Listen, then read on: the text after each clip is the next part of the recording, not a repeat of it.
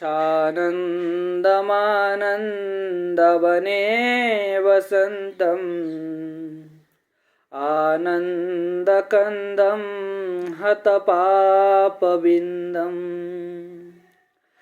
वाराणसीनाथमनाथनाथं श्रीविश्वनाथं शरणं प्रपद्ये श्रीविश्वनाथं शरणं प्रपद्ये। नमो नमः। मम नाम बलराम मंडल। अहम केंद्रीय संस्कृत विश्वविद्यालये श्री रणवीर परिसरे शिक्षाशास्त्र विद्याशाखायाः पठितोऽस्मि। साम्प्रतिक अस्माकं केंद्रीय संस्कृत विश्वविद्यालये शिक्षाशास्त्र विद्याशाखायाः यत् पाठ्यक्रमः अस्ति तत्रैव प्रथमपत्रं भवति समसामयिक भारतं शिक्षा च। मम मार्गदर्शकः भवति डॉक्टर विवेक कुमार गोस्वामी। मम अनुक्रमाङ्कः भवति 10। वैदिककालीन शिक्षा तस्मिन् समये शिक्षायाः स्वरूपम् उद्देश्यं तत्र किं कारणं गुरुशिष्ययोः सम्बन्धः विषयः इत्यस्मिन् विषये इदानीम् अहं किञ्चित् वक्तुम् इच्छामि। वैदिककालीन शिक्षायाः संरचना। साधारणतः वैदिककालीन शिक्षायाः यत् शिक्षा भवति सा शिक्षा गुरुकुले भवति एवं समूहरूपेण गुरुवरः शिक्षाः दीयते स्म। तत्रैव गुरुवरः वैयक्तिकरूपेण शिक्षाः प्रददाता स्म। इदानीं वैदिककालीन शिक्षायाः किम् उद्देश्यम्? एतस्य प्रमुख उद्देश्यं भवति चारित्रिकनिर्माणम् एवं च शिक्षार्थिनः धैर्यशक्ति विकासः तेषां मनसंयोग तथा नियमित दिनचर्यायाः समन्वय स्थापनं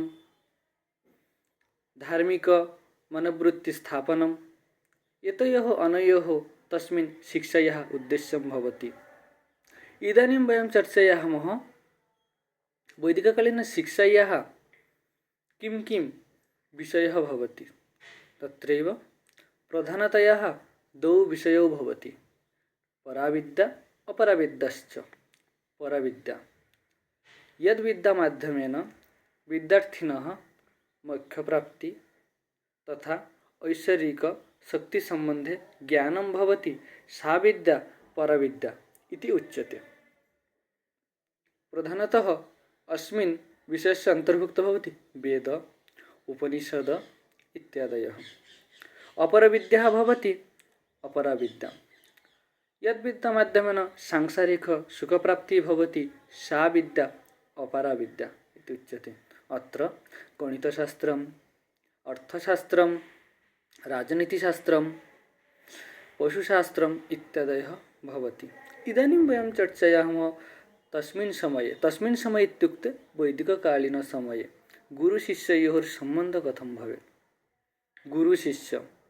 गुरुशिष्ययोः सम्बन्धः पितापुत्रवत् भवेत्।